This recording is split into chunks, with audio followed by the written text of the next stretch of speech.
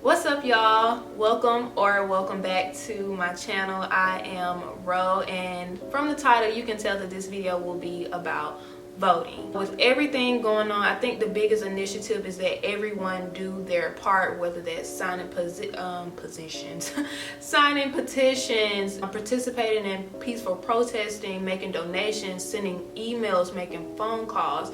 But one of the biggest things is voting. But one thing I realized as I was kind of like slick advocating for voting is that we're kind of just telling people to vote without really educating people on how to vote, because as simple as voting may seem, it actually can become very complex if you don't know your rights or just certain guidelines around voting. And one thing that I have learned throughout everything that's going on is the importance of knowing your rights and your history. I wanted to use my platform to kind of get rid of that gray area when it comes to voting and everything that it comes with, the before, the during, and the after. So this video will be dedicated to the before, which is registration, getting registered.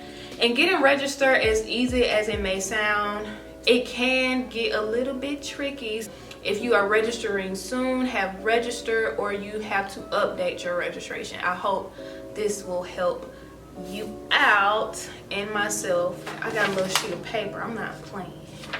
Alright, so tips and need to knows when it comes to registering to vote. So first thing, register to vote. There are 3 ways to register to vote. There's online, there's in person, and there's by mail. To do it online, you will have to search your state and put register to vote or voter registration. And more than likely, the first 2 or 3 results will be your state's respective voting site. And if you are not sure if you can trust the site that you're on, if the ending has .gov, you're probably in the right place. I will also leave some links down below that could help you guys with registering. In person, there are local and state election offices. Now you will have to Google your respective state's location. However, your local DMV could help you out with registering as well.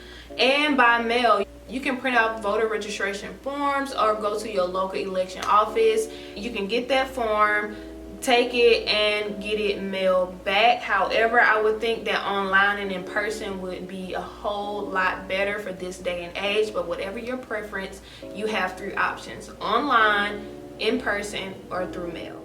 Next is, what do you need to know before you register? One of the most important things that you will need to know is, where will you be around election day?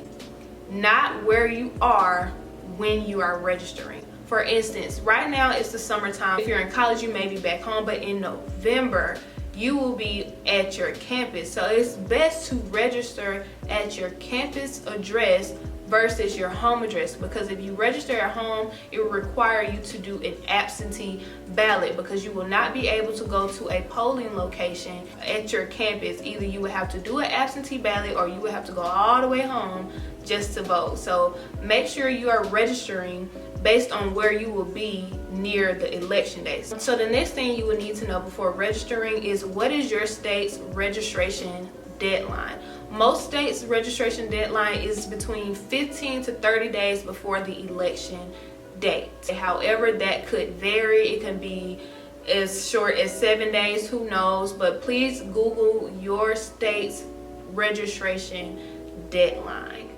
Moving on to things you should do if you are already registered. Check your status. And when you check your status, you should be able to not only check to see if you're active, also where you are active and what address you are registered at.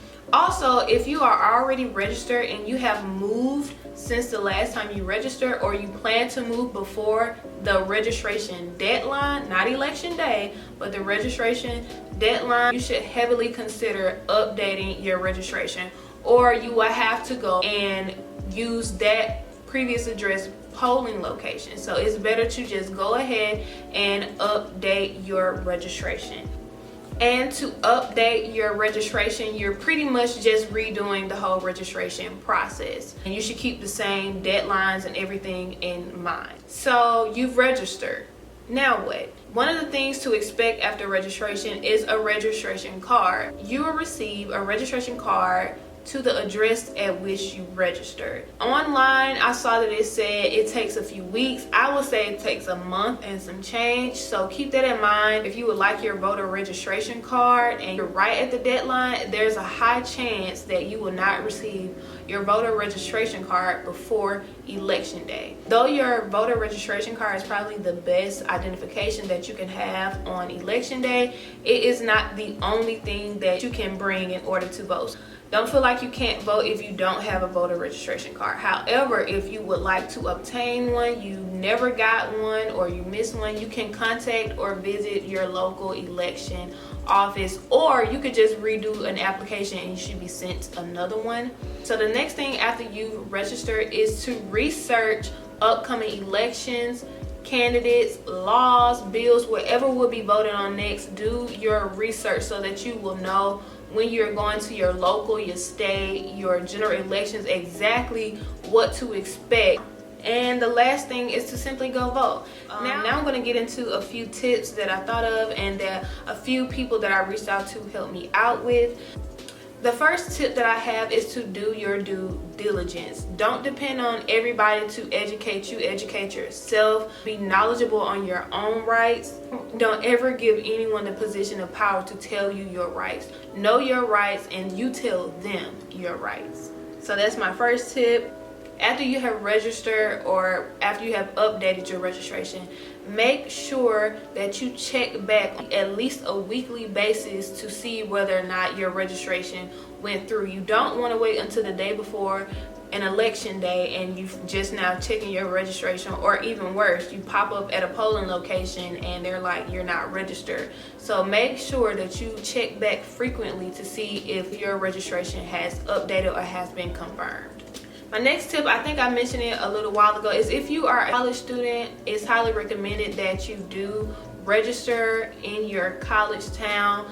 This will help with the hassle of dealing with absentee ballots, and along with that, you're going to be spending 4+ years there, and there could be a high chance that that's where you will be after you graduate. So why not go ahead and register there, get acquainted with what's going on locally, and have your voice heard if that's where you're going to be living, because it affects you in some way. I mentioned registration deadlines earlier, but I would really highly advise that you do it several weeks or months before the deadline, because like I said, there's a chance that you won't receive your voter registration card.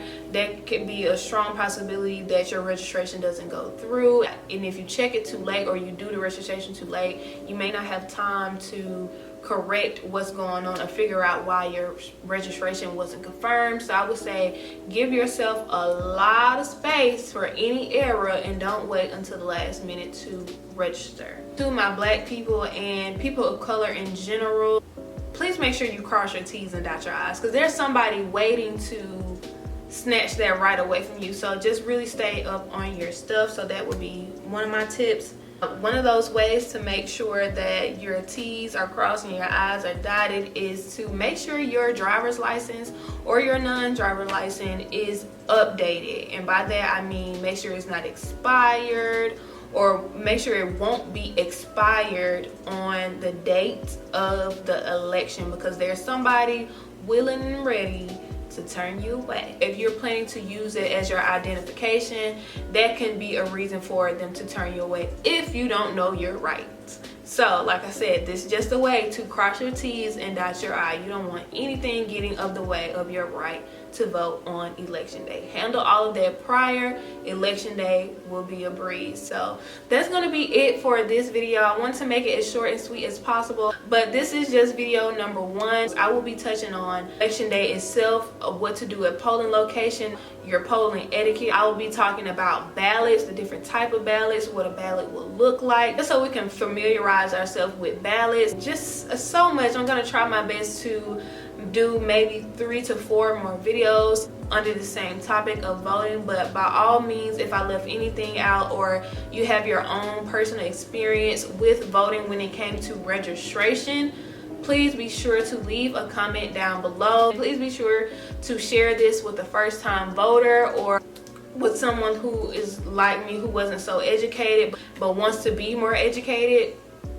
Definitely share it as well. I'm not quite sure exactly how I want to upload this series. It may be every Sunday or it may be every other Sunday. I want to make sure my timing is correct, so I'm getting the information out in a timely manner, because as we know, general election, probably the most important election of our lives, is coming up in November. So I will be getting back into the swing of my content as well, but I feel like it was very important that I use my platform to educate and also educate myself, because in my research I found out so much stuff and it's like, ugh. If you have any more tips or just want to share your experience when it comes to registration, please leave them down below. Share this with a friend, and I will see you guys in my next video.